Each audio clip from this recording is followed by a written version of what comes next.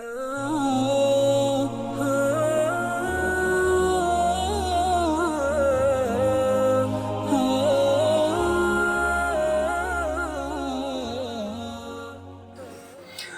اعتکاف کے بارے میں کیا حکم ہے؟ جی، اعتکاف کے بارے میں یہ ذہن میں رکھیں کہ بڑی پیاری عبادت ہے اعتکاف۔ نبی اکرم صلی اللہ علیہ وسلم اپنی نبوت ملنے سے پہلے بھی حضور گوشہ نشینی کی زندگی تھی۔ امام بخاری نے جہاں پہ اس کو ذکر کیا، نبی علیہ الصلوۃ والسلام فرماتے ہیں کہ مجھے خلوت پسند تھی اور خلوت میں آپ جایا کرتے تھے، غور و فکر کیا کرتے تھے۔ پھر اس کے بعد آپ صلی اللہ علیہ وسلم کو جب باقاعدہ نبوت ملی تو آپ صلی اللہ علیہ وسلم نے اعتکاف یہ بھی آپ نے اعتکاف کی صورت بتائی کہ ایک اذان کے بعد نماز کے انتظار میں بیٹھنے والا وہ بھی ایک اعتبار سے اعتکاف کر رہا ہوتا ہے، یا اس کا آپ سمجھ لیں کہ وہ بھی ایسے ہی ہے جیسے اسلامی سرحد پہ پہرا دے رہا ہے، یا اس امت کی رہبانیت حدیث میں اس کو قرار دیا گیا۔ یہ بھی ایک اعتکاف کی صورت ہے۔ لیکن جس حوالے سے آپ بات کر رہے ہیں میرے خیال میں یہ رمضان کے آخری عشرے کا اعتکاف ہے، جو کہ احادیث سے ثابت ہے۔ نبی اکرم صلی اللہ علیہ وسلم، بخاری کی حضرت عائشہ کی جو روایت ہے وہ کچھ اس طریقے سے ہے کہ آپ صلی اللہ علیہ وسلم نے ہر سال مدینہ میں جب سے روزے فرض ہوئے اعتکاف کیا، حتیٰ توفاہ اللہ، یہاں تک کہ آپ صلی اللہ علیہ وسلم اللہ سے جا ملے، یعنی آپ اپنے وصال تک باقاعدہ اس اعتکاف کو کرتے رہے۔ تو اس اعتبار سے دیکھا جائے تو ہمارے لیے یہ کافی ہے کہ حضور صلی اللہ علیہ وسلم کی مدنی زندگی کی سنت ہے یہ۔ اور پھر اس پہ باقاعدہ آپ صلی اللہ علیہ وسلم نے اس کے فضائل بیان فرمائے، بھئی جو ایک دن کا بھی اعتکاف کر لے اس کے اور جہنم کے درمیان ایسے جیسے زمین آسمان کا فاصلہ، اتنی بڑی خندق حائل ہو جاتی ہے، گویا اللہ جہنم سے آزادی کر دیتا ہے۔ اسی طرح آپ نے حدیث میں فرمایا جس کا مفہوم ہے جو اعتکاف کرتا ہے گناہوں سے اس طرح پاک ہو جاتا ہے جس طرح پیدا ہونے والا بچہ پاک ہوتا ہے۔ تو اس طرح 2 مقبول حج عمرے کا ثواب اس کو ملتا ہے۔ تو اس اعتبار سے دیکھا جائے تو اعتکاف حضور کی سنت بھی ہے، اور اعتکاف نبی اکرم صلی اللہ علیہ وسلم اس پہ فضائل بھی بیان فرما رہے ہیں، اور آپ اس کی پابندی بھی کر رہے ہیں۔ اور اس کا جو اصل روح ہے وہ یہی ہے کہ انسان خلوت میں بیٹھ کے اپنے رب کے ساتھ راز و نیاز کی باتیں کرتا ہے۔ تو کیا کوئی گھر میں اعتکاف بیٹھ سکتا ہے؟ اس کے بارے میں شریعت نے کیا حکم دیا ہے؟ جی، گھر میں اعتکاف بیٹھنے کے بارے میں کوئی یعنی قرآن نے جہاں پہ اعتکاف کا ذکر کیا ہے وہ پہلے پارے میں بھی ہوا ہے، اور ابراہیم علیہ السلام اور اسماعیل علیہ السلام کے بارے میں پہلے پارے کے آخر میں جہاں پہ آتا ہے، تو وہاں بھی مسجد حرام کے حوالے سے گفتگو ہوئی ہے۔ دوسرا یہ ہے کہ دوسرے پارے میں قرآن نے اس کا ذکر کیا، فرمایا کہ انتم عاکفون فی المساجد، تم مساجد میں اعتکاف بیٹھے ہو۔ تو یہ اعتکاف جو نبی اکرم صلی اللہ علیہ وسلم سے ثابت ہے وہ در حقیقت یہ آخری عشرے کا جو اعتکاف ہے یہ در حقیقت مسجد ہی کا اعتکاف ہے۔ البتہ اس میں عورتوں کے لیے تھوڑی سی ہے، وہ یہ کہ یعنی بخاری میں ایک واقعہ ہمیں ملتا ہے جس سے کچھ رہنمائی ملتی ہے۔ نبی اکرم صلی اللہ علیہ وسلم سے حضرت عائشہ نے ایک مرتبہ مسجد میں اعتکاف بیٹھنے کی اجازت مانگی تھی، آپ صلی اللہ علیہ وسلم نے اجازت دے دی تھی۔ پھر اسی حدیث میں یہ ہے کہ حضرت حفصہ نے حضرت عائشہ سے کہا کہ مجھے بھی اجازت دلا دو، ان کا خیمہ بھی لگ گیا، حضور نے اجازت دے دی۔ پھر حضرت زینب بنت جاحش جو حضور کی تیسری زوجہ محترمہ تھی، پھر انہوں نے کہا کہ میرے لیے بھی خیمہ لگوا دو حضور سے کہہ کے، تو آپ صلی اللہ علیہ وسلم ان کا خیمہ بھی لگ گیا۔ لیکن آپ نے جب دیکھا کہ عورتوں کے خیموں کی کثرت ہو گئی، آپ نے پھر ان خیموں کو اکھاڑنے کا حکم دے دیا، جس سے پتہ چلا کہ کسی حد تک گنجائش ہے عورت کی مسجد میں اعتکاف بیٹھنے کی۔ لیکن فی زمانہ تو میں یہی سمجھتا ہوں کہ جو شریعت ہماری رہنمائی کرتی ہے، جیسے حضور نے خیموں کو اکھاڑنے کا حکم دے دیا تھا، تو آج کے دور میں میرا خیال ہے نہ وہ تقویٰ ہے، نہ وہ بیٹھنے والوں میں اللہ کے گھر کے آداب ہیں، نہ مسائل کا علم ہے۔ تو عورت کا جو بہترین اعتکاف ہے، بہترین نماز ہے، وہ اس کے گھر میں ہے۔ تو اس لیے عورت کا اعتکاف گھر میں، اور مردوں کا اعتکاف وہ مسجد میں ہے، گھر میں مرد کا اعتکاف نہیں ہے۔ تو رسول اللہ صلی اللہ علیہ وسلم کس مہینے میں سب سے زیادہ جو ہے اللہ کی راہ میں خرچ کیا کرتے تھے، اس کے بارے میں تھوڑا سا بتا دیں؟ نبی اکرم صلی اللہ علیہ وسلم کی جو ذات ہے یہ جامع ذات ہے. صفات آپ صلی اللہ علیہ وسلم کی ایک ایک صفت کو دیکھا جائے تو ہماری رہنمائی کے لیے کافی ہے.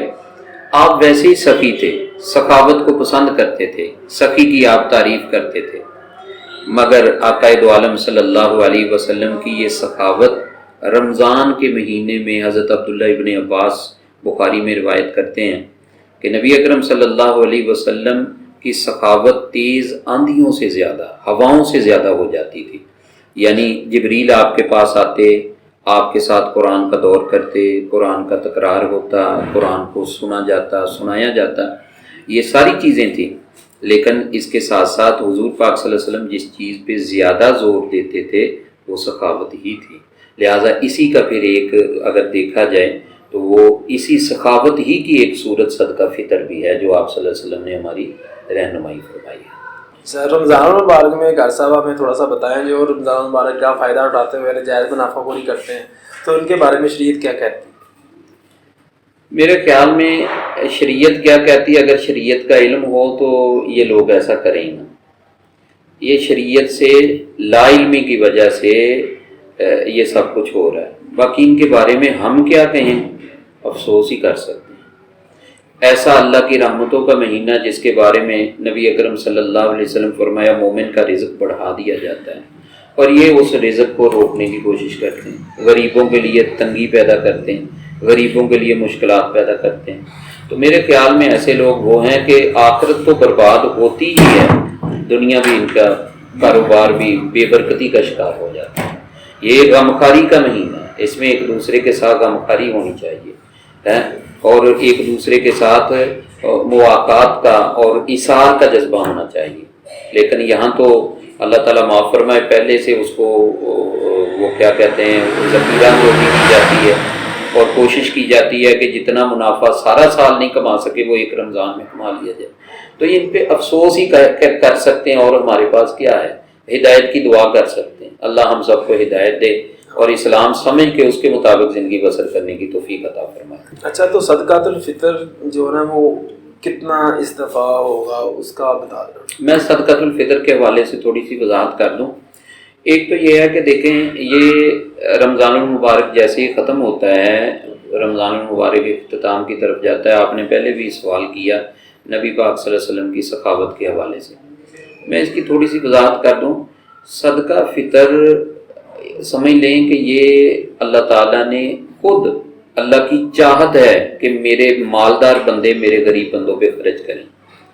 اور یہ رمضان المبارک جیسے ہی ختم ہوگا تو اللہ تعالیٰ نے ہمیں خوشی کا ایک موقع عطا فرمایا ہے، اور وہ خوشی کا موقع ہے کہ ایک اجتماعی خوشی ہے، ایک تہوار ہمیں دیا ہے. مگر یہ تہوار غیر مسلموں کی طرح نہیں کہ اس میں ناچ گانا ہو، اس میں اچھل کود ہو، اس میں غیر شرعی کام کیے جائیں. نہیں، ایسا نہیں ہے، بلکہ شریعت نے ہماری رہنمائی کی ہے. خوشی تو ہمیں دی ہے، اور یہ خوشی اس بات پہ کہ اللہ نے ایک مہینہ اپنے در پہ جھکنے کی توفیق دی، اپنے در پہ حاضری کا موقع دیا، اللہ پاک نے گناہوں کو معاف کیا، اس بات پہ خوشی ہے.